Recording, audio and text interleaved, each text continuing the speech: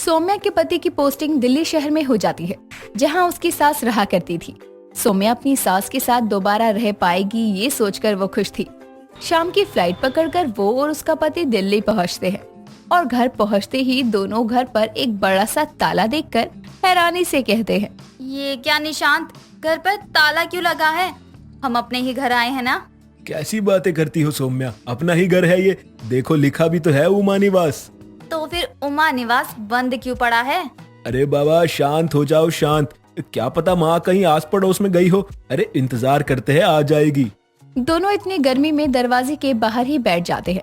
कुछ देर इंतजार करके उमा का कोई भी अता पता नहीं था।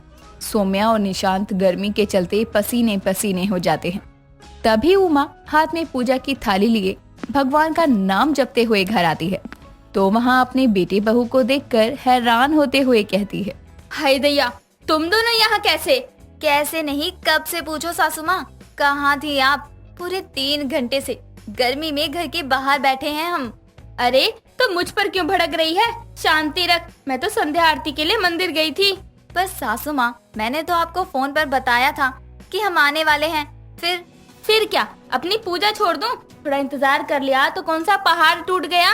माँ तो आसपास के घर में चाबी दे जाती ना, इससे आपकी पूजा पाठ भी नहीं रुकती और हमें गर्मी में रुकना भी नहीं पड़ता। आते ही बहस करने लगा। अब नहीं लग रही गर्मी? परे हट, खोलने दे ताला। कुछ भी हो जाए, मेरी सास का पूजा पाठ नहीं छूटना चाहिए। हाँ। तीनों घर के अंदर जाते हैं। उमा अपने उसूलों की पक्की और भगवान को दिन रात पूजने वाली औरत थी, तो दूसरी ओर उसकी बहू सौम्या पूजा से ज्यादा अहमियत अपने कामों को देती थी। अब सौम्या बहुत समय बाद अपने ससुराल तो आ गई थी, लेकिन अब सास बहू की अनबन कहाँ नहीं होती। तो बस सौम्या के साथ भी कुछ ऐसा ही होता है।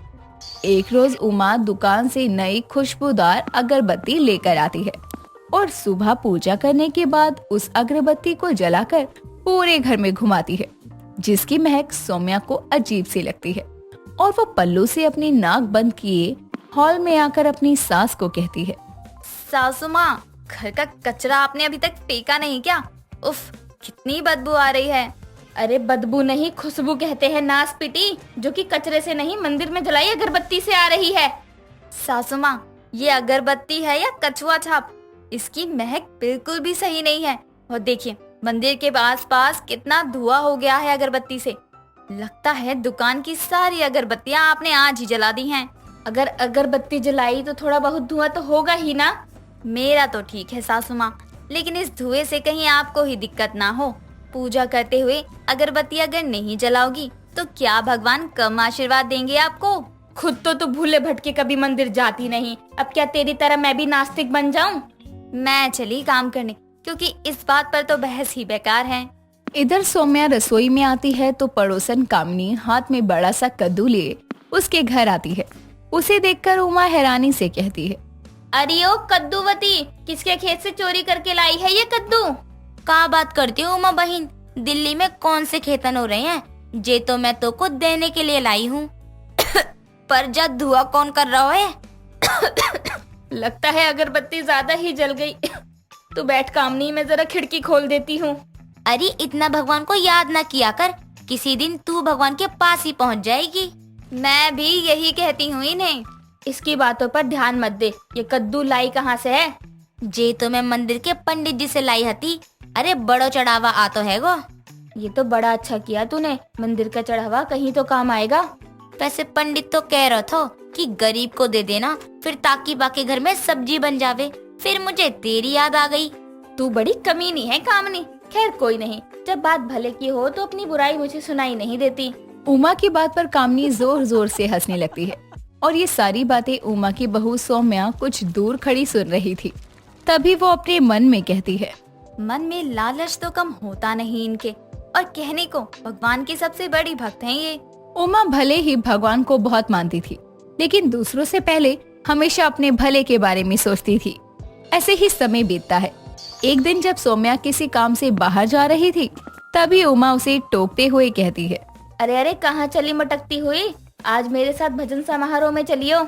सासू माँ, मुझे बैंक जाना है, बहुत दिनों से समय नहीं मिल रहा था, अब मिला है तो जाने दीजिए। बस जहाँ कहीं भक्ति कीर्तन की बात आती है तेरे ये आड़े टेढ़े मुंह बाहर निकलने लग जाते हैं और बुढ़ापे में भगवान ही काम आएंगे, ये याद रख ले। भगवान भी उन्हीं के काम आते हैं जो अपना काम समय से करते हैं। सासू माँ भी मुझे जाने दो। ऐसे कैसे जाने दूं? इतने दिनों से बैंक का काम नहीं हुआ तो एक दिन और सही तू मेरे साथ भजन समारोह में चल। फिलहाल मुझे बैंक जाने दीजिए, समय मिला तो आने की बात सोचूंगी। चलती हूँ।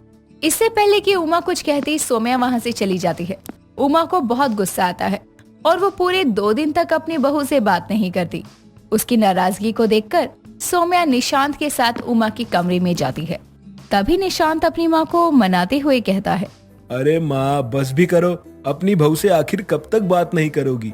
आगे अपनी लुगाई की पैरवी करने। अरे मेरी बात काट कर गई कैसे ये? ठीक है सासू माँ, मैं ही माफी मांगती हूँ। अब तो गुस्सा थूक दो, अगली बार चलूंगी आपके साथ भक्ति समारोह में। अरे तुझ नास्तिक बहू से मुझे कोई उम्मीद नहीं है। अगर थोड़ा बहुत भी भक्ति में ध्यान लगा लेती तो भगवान की दया से घर में बच्चों की किलकारियाँ गूंज रही होती। लेकिन जब ये भगवान को मानेगी ही नहीं तो भगवान की दया कहाँ से होगी? और मेरी पूजा पाठ का फल भगवान इसको तो देगा नहीं। उसकी ये बात सुनकर सौम्या की आंखों में आंसू आ जाते हैं और वो चुपचाप वहाँ से चली जाती है। कुछ दिनों बाद उमा की मांगी मन्नत को पूरा करने के लिए वो अपनी बहू बेटी के साथ शहर के ही बड़े मंदिर में सोने के सिक्के का चढ़ावा चढ़ाने के लिए पहुंचती है। मंदिर की सीढ़ियां चढ़ते हुए एक गरीब बूढ़ा भिखारी उमा से कहता है, ए माई कुछ दे दे माई, बहुत दिनों से भूखा हूँ। एक तो मंदिर की सीढ़ियाँ चढ़ो नहीं कि भिखारी सामने आ जाते हैं। अरे परे हट, कुछ नहीं है मेरे पास। पैसा नहीं चाहिए माई, कुछ खाने को ही दे दो। अरे मैं यहाँ भंडारा कराने नहीं आई हूँ, सामने से हट। इतना कहकर उमा उस भिखारी को धक्का देती है तो सौम्या उसे संभालते हुए कहती है, बाबा आपको कहीं लगी तो नहीं? नहीं नहीं बेटा, बस भूख लगी है। सासू माँ आप कहती है ना कि भगवान सब देखता है, कौन भक्ति करता है कौन नहीं करता। आपका ये महंगा चढ़ावा भी देखेंगे और आपकी इस हरकत का क्या, इसे भगवान नहीं देख रहे? सासू माँ सोने का सिक्का भगवान को चढ़ाना भक्ति है तो एक भूखे भिखारी को धुतकारना पाप। और ऐसी भक्ति का कोई फायदा नहीं जिसमें आपको अपने अलावा कोई दिखे ही ना। सौम्या मंदिर आए हैं, यहाँ तो शांत हो जाओ। शांत तो मैं हमेशा रहती हूँ। और आपको क्या लगता है सासू माँ, मैं मंदिर नहीं जाती, पूजा पाठ नहीं करती तो मैं नास्तिक हूँ? क्या भगवान में विश्वास होना, उनका मन में नाम लेना भगवान की भक्ति नहीं कहलाता? बाबा आप बैठिए, मैं आपके लिए कुछ खाने को लेकर आती हूँ। सौम्या रुको तुम। मत रोको से, सही कर रही है वो। भूखे को खाना खिलाने से बड़ा पुण्य और कोई शायद नहीं।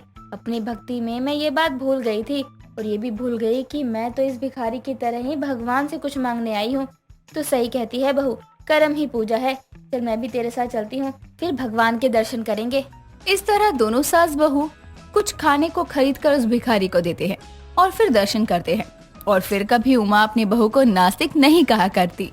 दोस्तों आपकी राय में क्या उमा की बहू सौम्या सच में नास्तिक थी? अपनी राय हमें कमेंट करके बताना ना भूलें।